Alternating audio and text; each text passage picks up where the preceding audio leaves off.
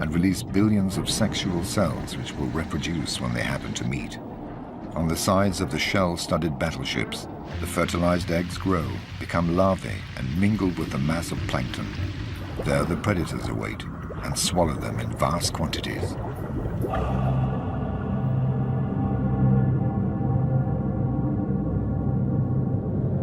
The largest of these has managed to move its 10-ton bulk here for this annual rendezvous, which promises to provide it with an orgy of plankton. This 18-meter giant, the whale shark, has come with its escort. Jacks take advantage of the hydrodynamic effect it creates to travel more quickly and without effort. They adhere to its lips in the hope of gleaning a few scraps of food.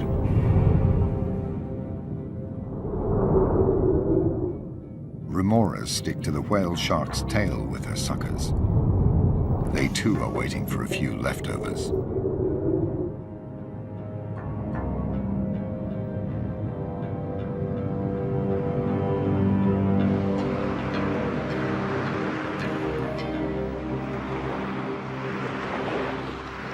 The whale shark is joined by other giants. Their perception of the electromagnetic field and their age-old instinct has enabled them to make this annual journey at the same time every year. They suck up the plankton at the surface rather like skimming the cream off milk. They greedily swallow 2,000 tons of water and plankton per hour. The water is ejected through their gills, which are fitted with filters to trap the food. Despite their 300 rows of minute teeth, they never masticate.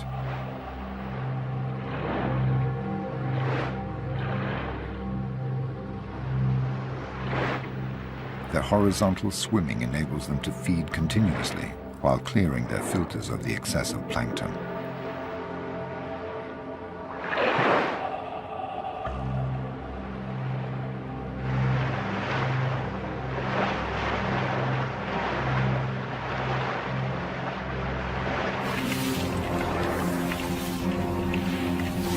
But the whale shark does not feed only on eggs and larvae.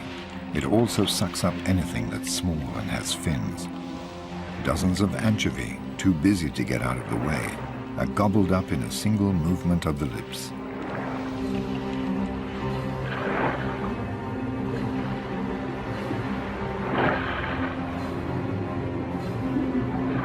When the school of anchovy takes flight, the shark heaves itself back round towards it.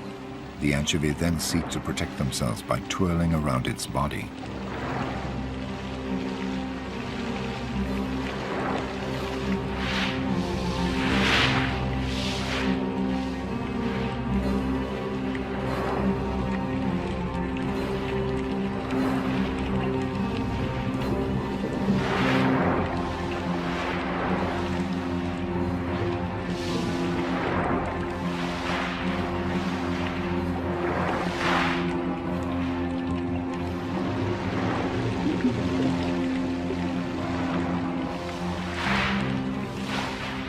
Then the whale shark straightens up vertically, and in this uncomfortable position herds the anchovy towards the surface, trapping them there so it can snap them up more easily.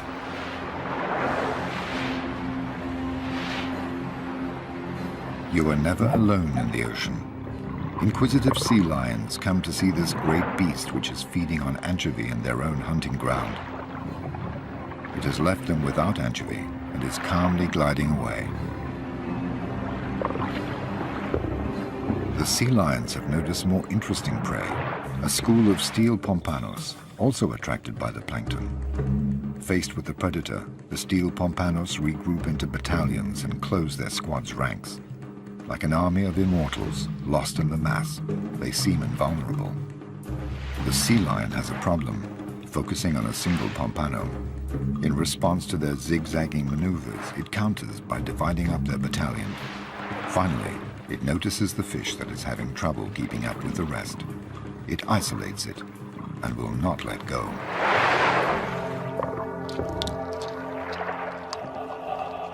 The sea lion, which has no hands to seize its prey or suitable teeth to tear it to pieces, breaks it up by hitting it against the surface of the water.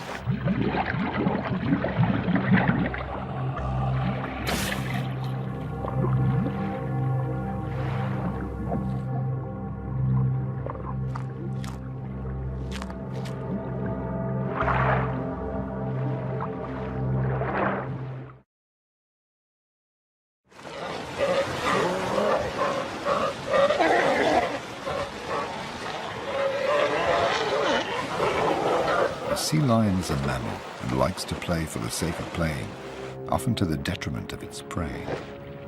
The turtle is a difficult prey since it has so many scales and a razor-sharp beak, so the sea lions tease it half-heartedly for a bit of fun.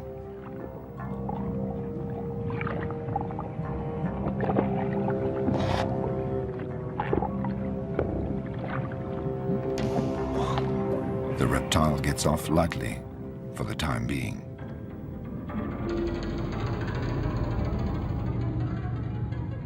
But fish also abuse the slippery surface of its shell to remove their parasites.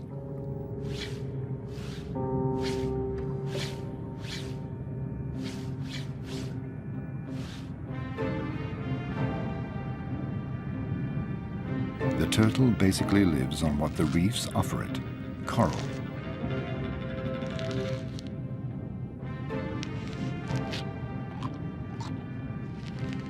While it cleans the coral, the fish clean its shell.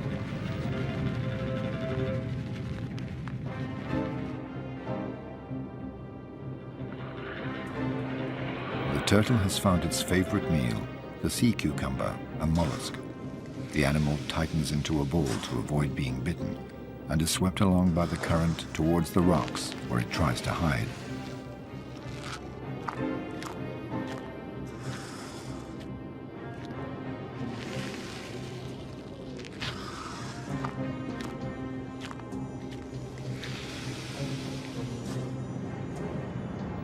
The turtle can migrate thousands of kilometers to feed or to find a mate. Coupling occurs on the surface. It's a procedure that takes time, and the turtles need to breathe.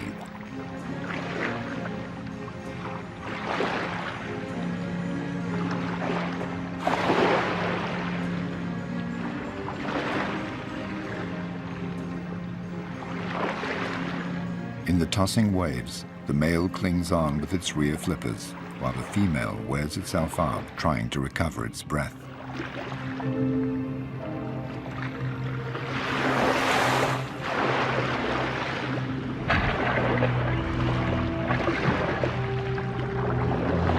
The female will cross an entire ocean to lay her eggs. She will face 1,000 predators and will often have to brake using her 4 flippers in order to avoid them. But she will always end her life in the mouths of scavenging sharks. At one of the summits of this food pyramid, one solitary predator reigns supreme, the tiger shark, king of the warm waters.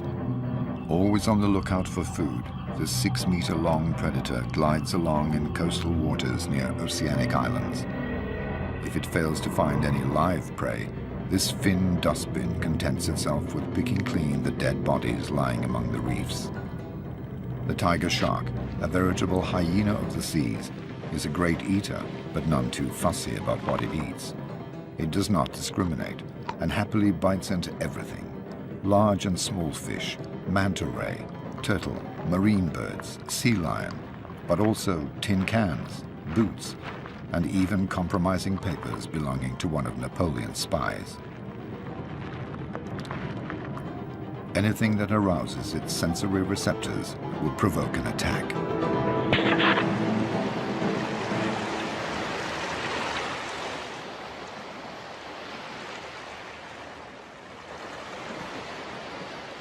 The November full moon shines over the Galapagos Islands.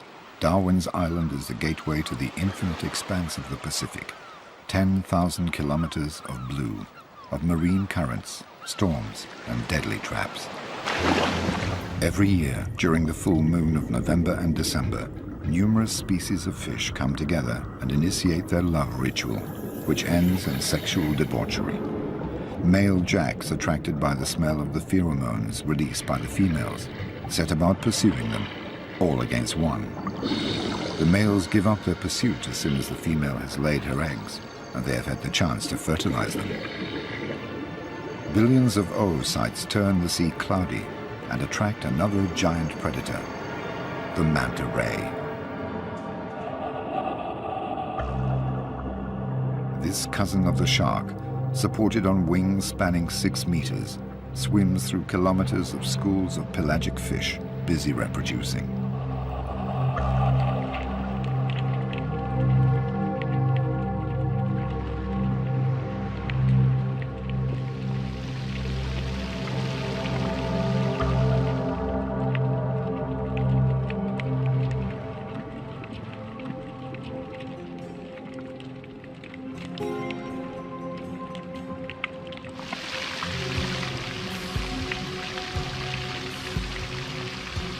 With its large mouth open, the manta guzzles down the eggs, rushing the groups of fish which close ranks. Side by side, the rays comb the sea, swallowing thousands of lives.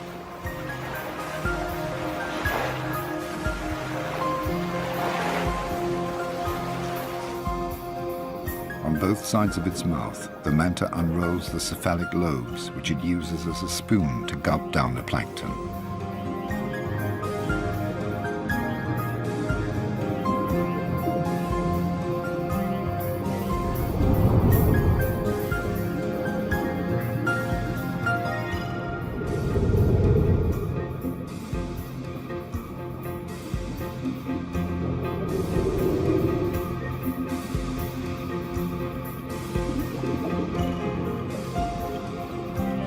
Attached by their suckers to the manta's back and belly, the remoras feed on food scraps and parasites. And on the remora's back, other parasitic fish bustle about and clean them in turn. Alongside the food pyramid, there is a cleaning pyramid.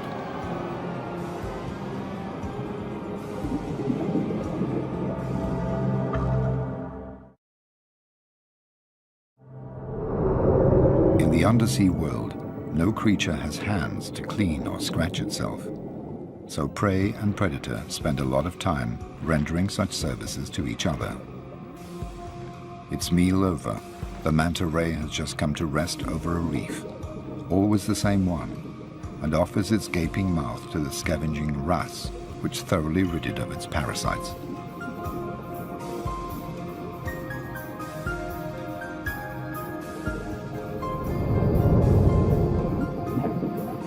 Here are the sea lions again, inspecting the manta ray's large unfurled wings with a view to turning them into a playground.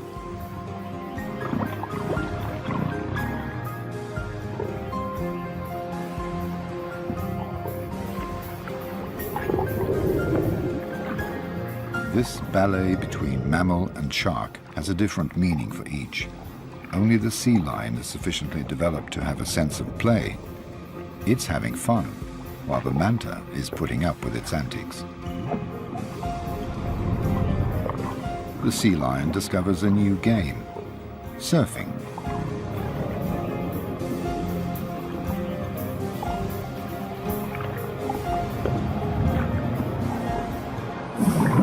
In the vast blue expanse, nothing is wasted. The manta ray's excrement makes the remoras happy.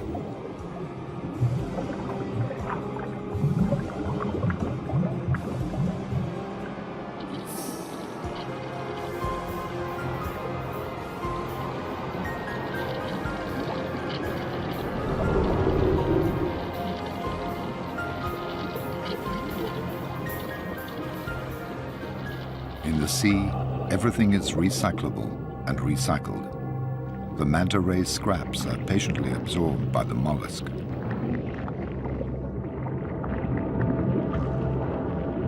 The mollusks suck up the food, grind it with their small teeth, detaching the particles and bringing them back to their oral cavity.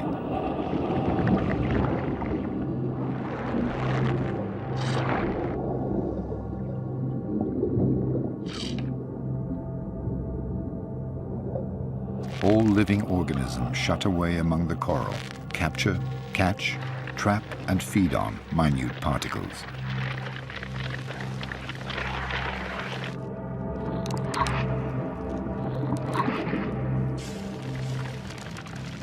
When life abounds in diversity, there is considerable interaction between animals and intensity of predation. Over the millennia, the animals invent new strategies for survival or capture. Camouflage is the most sophisticated form, where the creature attempts to blend in with the surroundings on account of its appearance, movements, or color. A crab carries an entire sea urchin in order to hide and to put off its predators. Other monsters lie in wait in the sand and only keep one eye above the surface.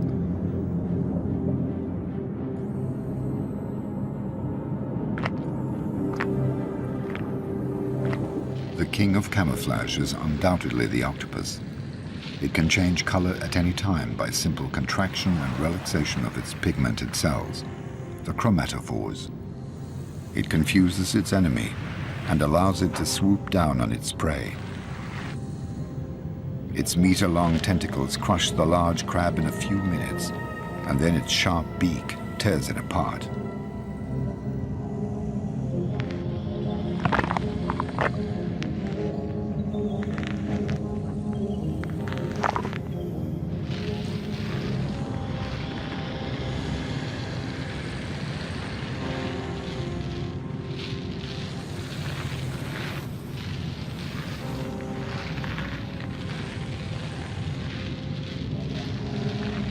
The octopus also has enemies, and they know when to surprise it.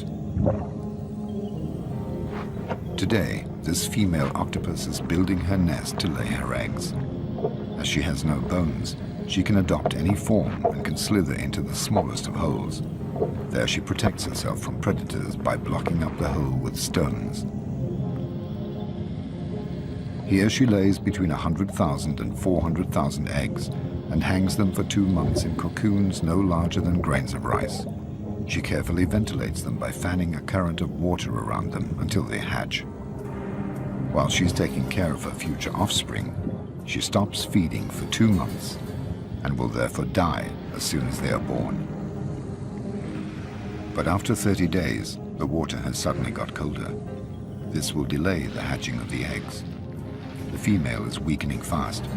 Will she live long enough to look after her eggs until they hatch? Driven by necessity, she makes the mistake of leaving her den to look for food. Her neighbors, the moray eels, which usually distrust her, sense that the balance of power has changed.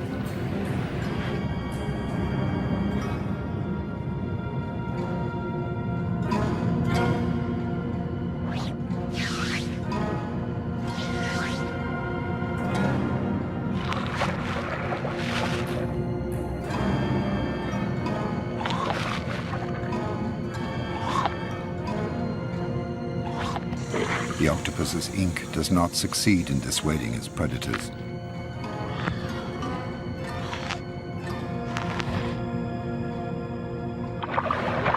The moray eels do pirouettes, rather like crocodiles do, to tear off meat.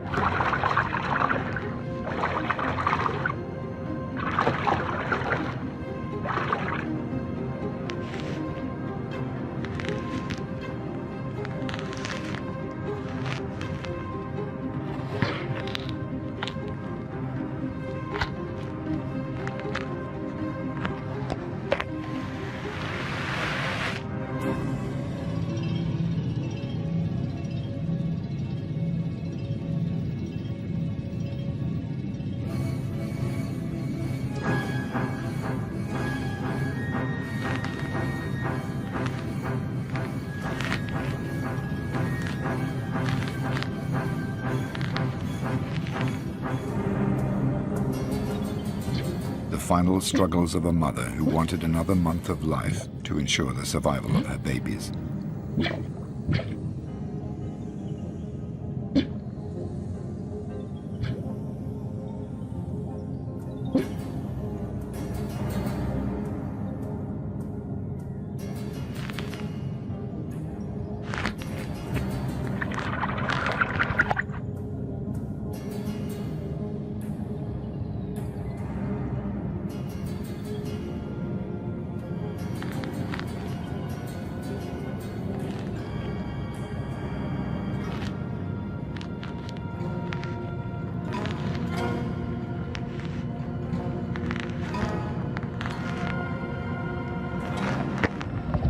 The female dies in one last cloud of ink.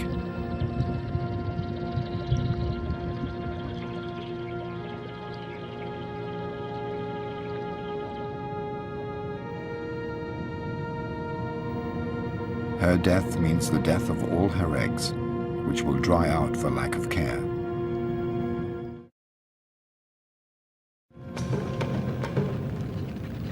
It's the time of the truth, a time when the prey cleans the teeth of the predator, who badly needs it.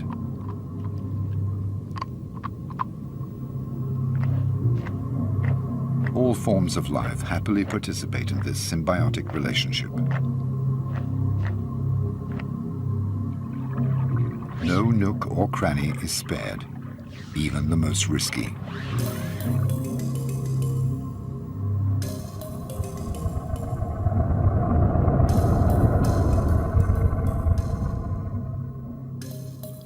Some fish are more cautious and don't entrust their flanks to others.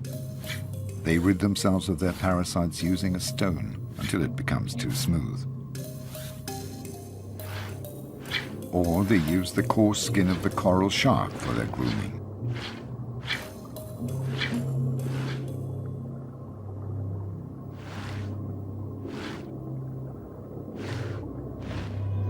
The coral shark has a problem. It is not quick and agile enough to catch a healthy fish. It therefore depends on the preparatory work of other fish. These hound an octopus and wound it. The meal is ready, and the coral shark only has to help itself. A relationship of service is also established between the coral shark and the jack. The jack sets about hunting. It attacks and wounds an ailing Creole fish. The Creole fish shelters in a cavity. The whole population of the reef comes rushing in for the kill. But the sharks drive all the other creatures away and fight over the prey. It's every shark for itself. It's a matter of seeing who will be most adept at working its way into the rock crevice.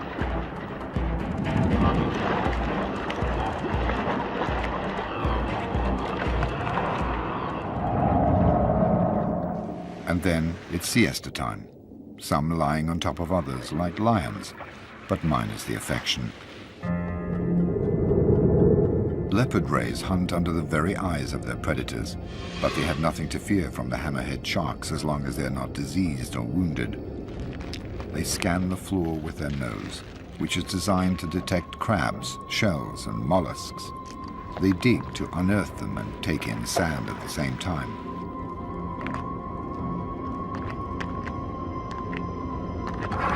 Despite their powerful jaws, they sometimes have difficulty grinding shells that are too thick.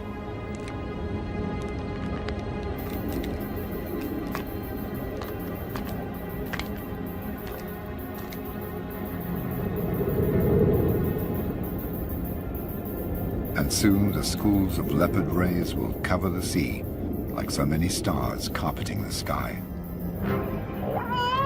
It's time for the killer whale to try its luck. This mammal reigns supreme at another summit of the food pyramid. It's the nightmare of the rays, because unlike the sharks, which only hunt at night, it's active day and night and needs to feed more often than sharks. It harasses the rays until they become exhausted and zeroes in on the weakest.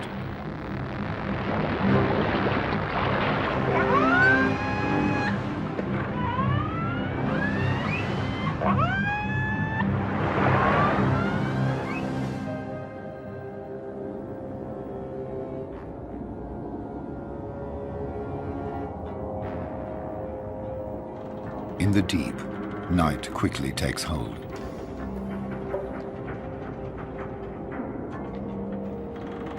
Among the debris of naval battles, another battle is played out.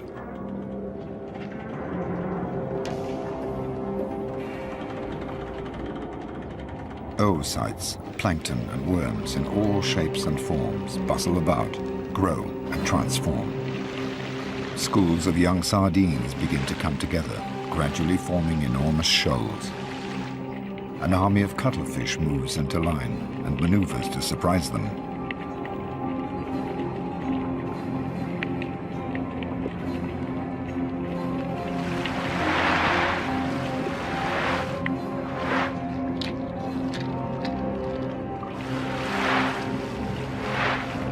The cuttlefish has 2 tentacles and 8 arms. It launches its 2 tentacles like harpoons and stores its prey using the suckers covering its arms.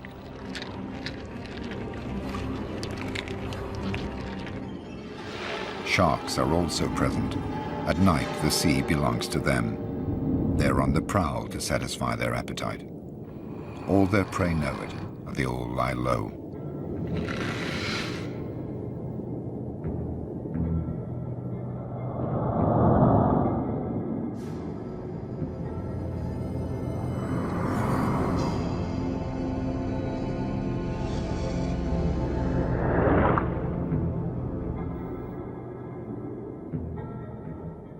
Others don't bother to hide, for they are toxic and their stings are poisonous.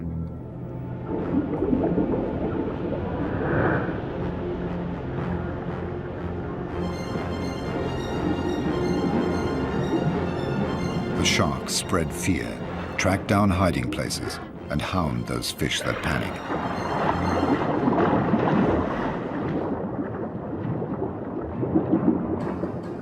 This fish has hidden itself well, but it's disturbed by a lobster. Its movements attract the attention of the pack.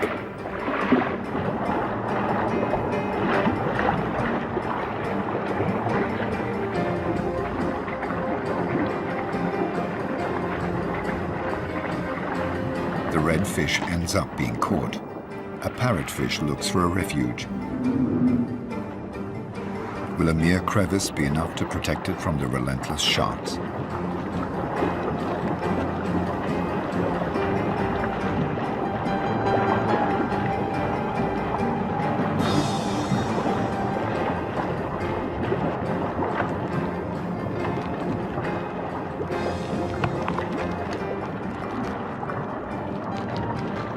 Parrotfish captured by the most skillful causes a frenzy.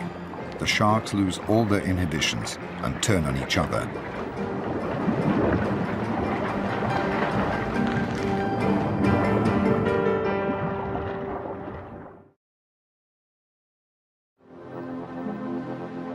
It's along the coasts of Chile and South Africa that the food chain appears in all its splendor.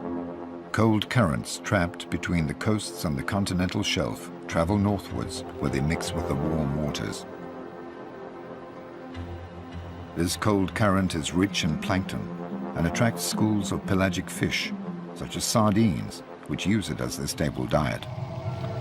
Enormous shoals of sardines are formed, covering several hundred kilometers, and are driven by the cold current surging up the coasts toward the warm waters where they will breed.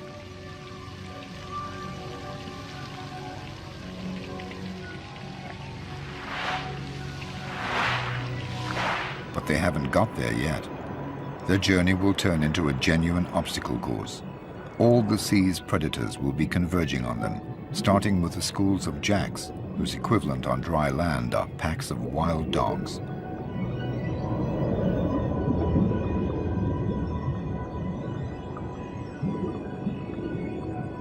Jacks are very ambitious when they're hungry. Their upper jaw contains an extra row of formidable canine teeth. They depend on their visual acuity, and so can only hunt during the day. The jacks start by forming a wall on one side, then a second wall on the other side. They channel the long ribbon of sardines, pushing the shoal to make it more compact. Then they divide it into sections.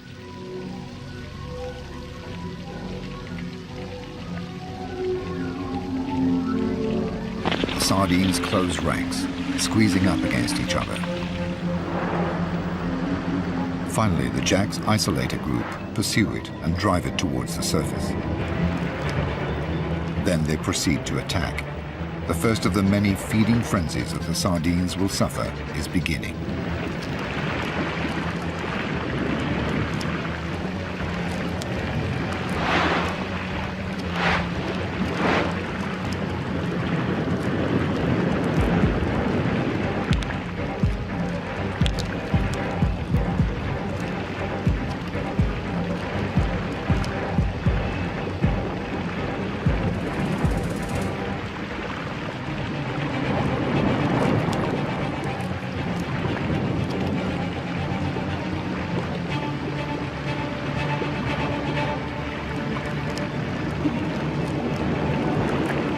The sea is suddenly awash with millions of scales and pieces of flesh.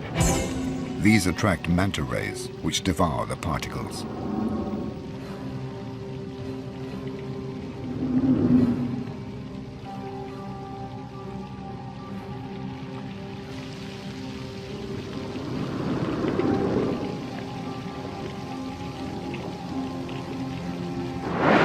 Then, when the jack's frenzy has died down, larger though no less voracious fish take over.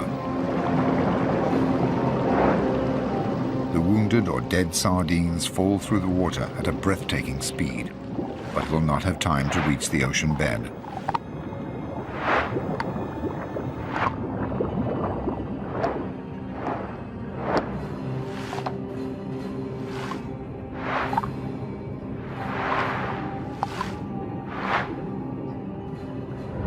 Finally, black-tipped sharks, as always, gather up the remains of the work of others.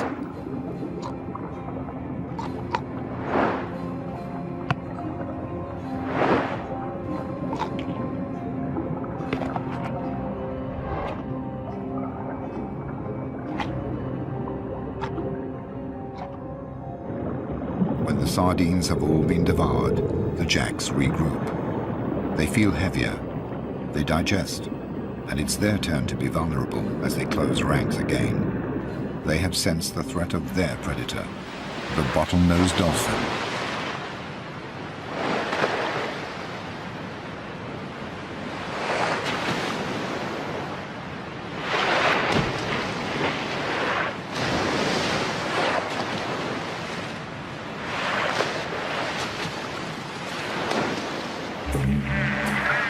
The dolphin is guided by sound.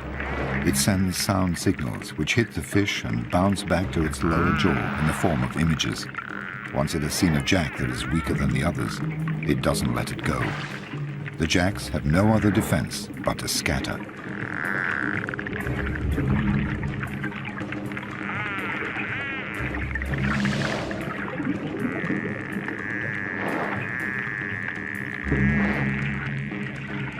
The dolphin can simultaneously snatch and swallow several fish per minute in a single movement.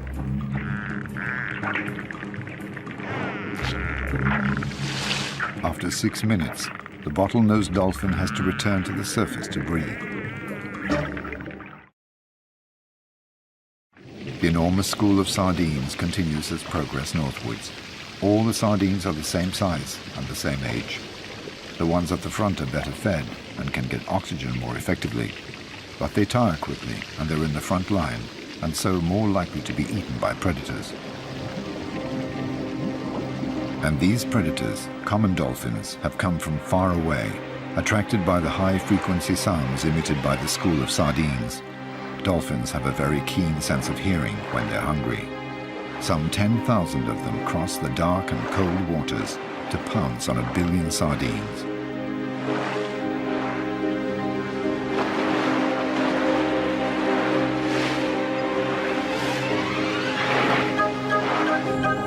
They are all there, the females with their young pressed against their belly, supervised by groups of male guardians. The oldest trail at the rear.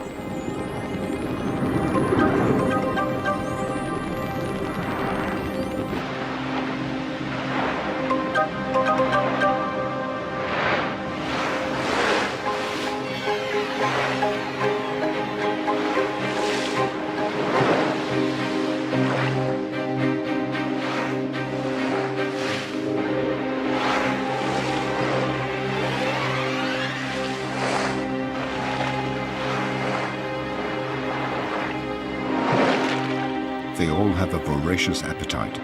They communicate their enthusiasm and fine-tune their hunting strategy. The well-organized dolphins dive under the shoal of sardines and push it up towards the surface. All they have to do now is open their mouths and help themselves.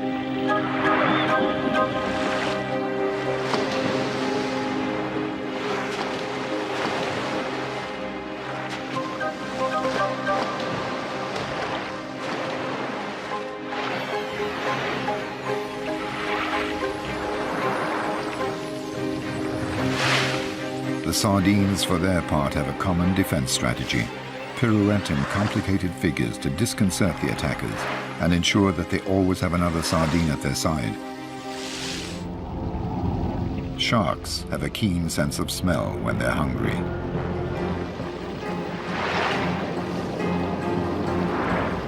Unlike dolphins, sharks don't live in a cohesive social structure. It's every shark for itself.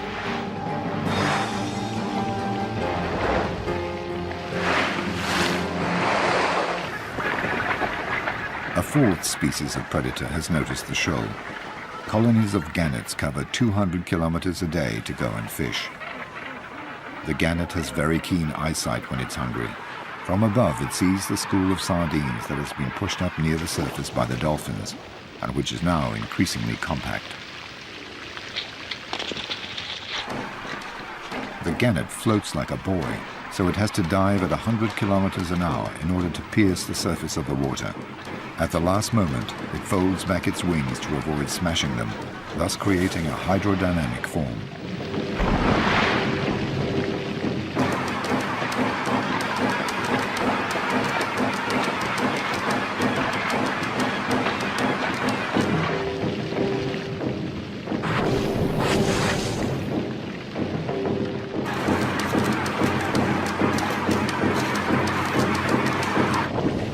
Gannets dive in successive waves, up to 30 meters deep. Sometimes the shoal manages to place itself beyond the reach of the birds' beaks, and the gannets tire.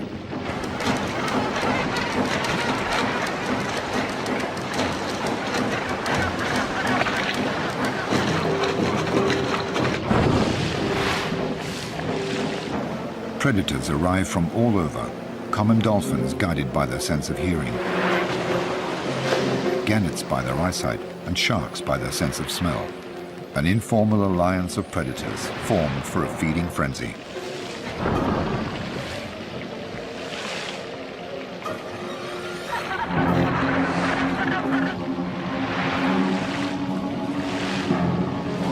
And soon the greatest predator will make its presence felt, the bride whale.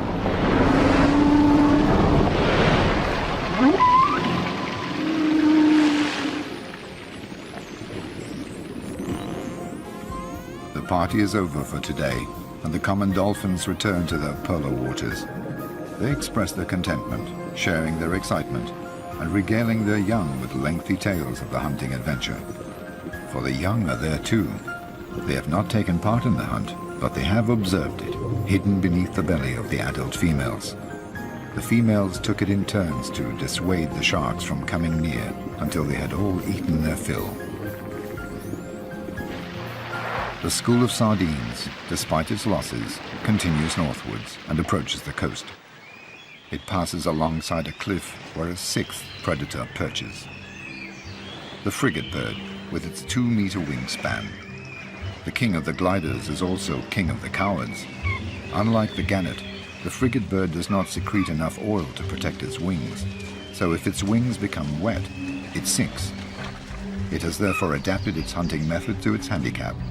It is one of nature's bag snatchers.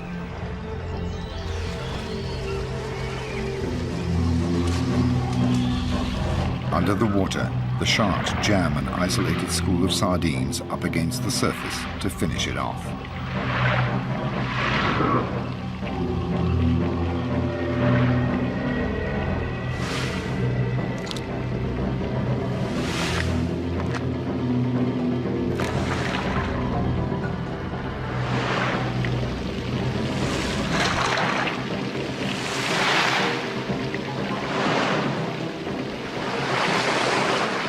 Frigate birds have to sneak between the shark's teeth and the spattering of blood without getting too wet in order to capture their prey.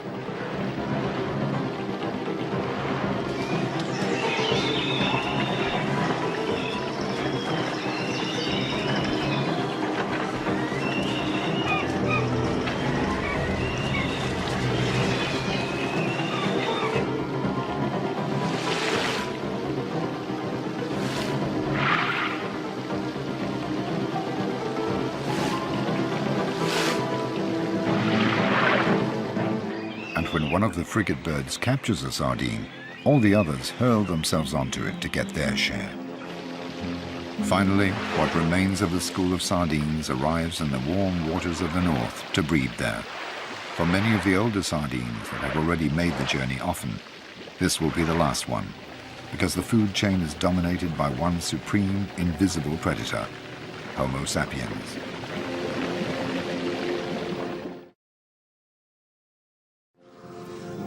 The overly warm waters, the stress created by the predators, and asphyxia due to the sardines' compact formation have caused collateral damage.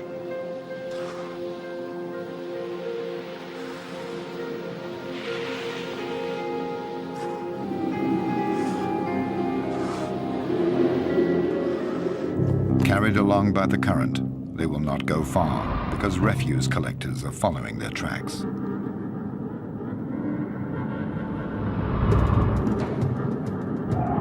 The cleaners of the seas work furiously at emptying every reef and every crevice. They are so excited and overworked that they become clumsy.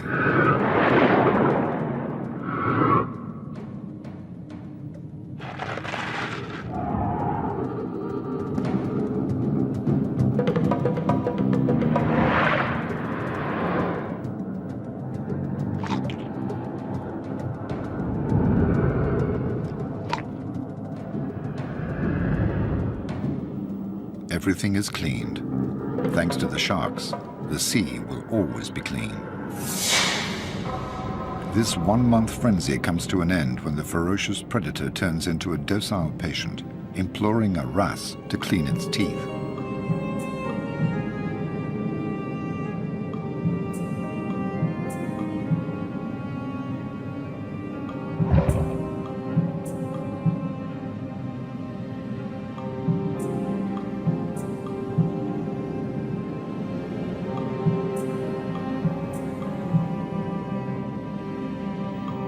Its body is so tense above the reef that it forgets to swim and risks sinking.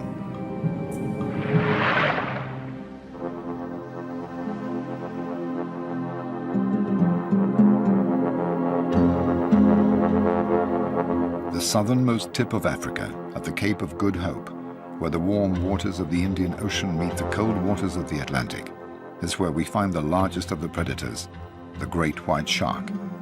It lords it over a large area containing a dozen colonies of sea lions, its favorite prey.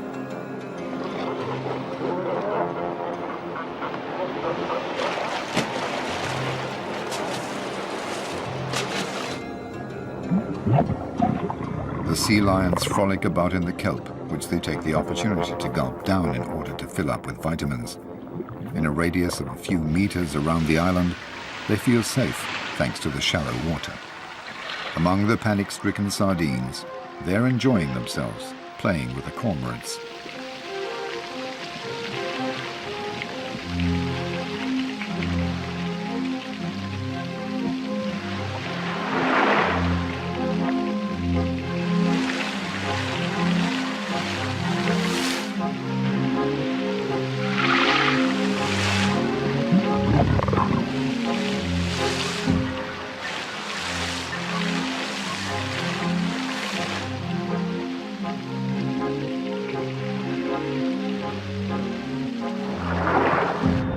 A few meters away, the great white sharks are patrolling, waiting for a sea lion to get carried away with the game and make a mistake.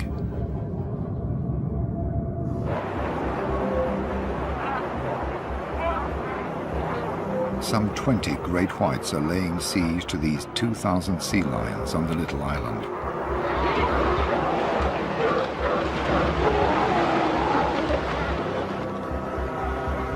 The island is a fortress surrounded by a circle of death.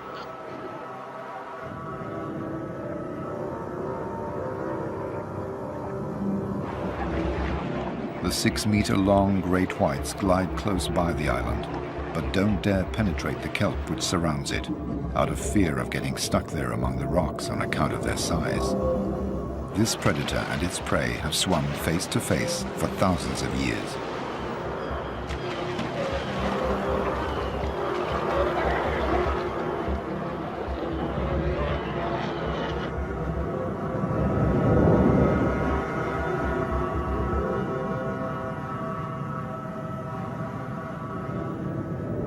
But in order to go and look for food in the sea lions have to take the risk of crossing the circle of death.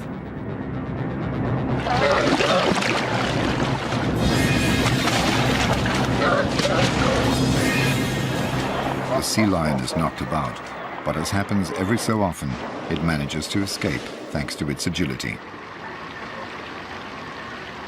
Back to the school of sardines. Surviving fragments are returning to cold water.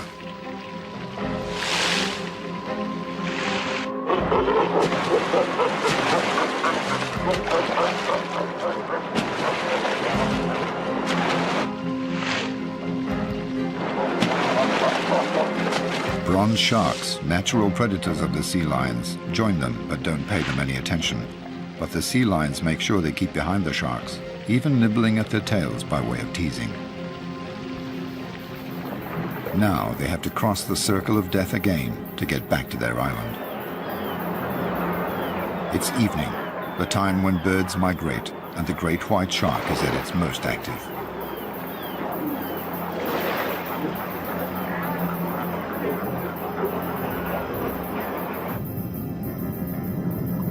For their part, the sea lions are tired after their long journey and are less vigilant.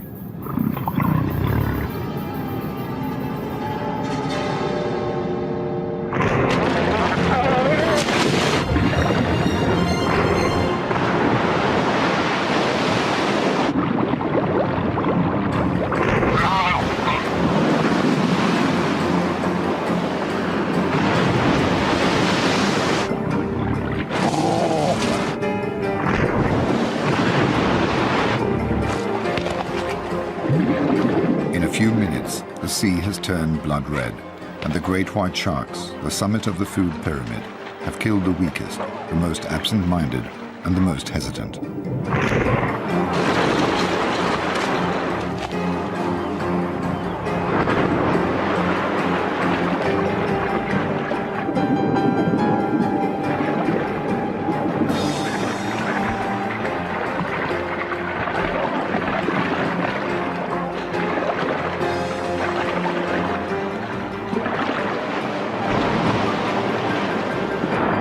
Over the course of thousands of years, each animal in its own way has brought about a natural selection amongst its prey. It has enabled its species to reproduce only its best elements in order to survive, evolve, adapt, and become stronger. In the sea, as on land, failure to adapt leads to extinction.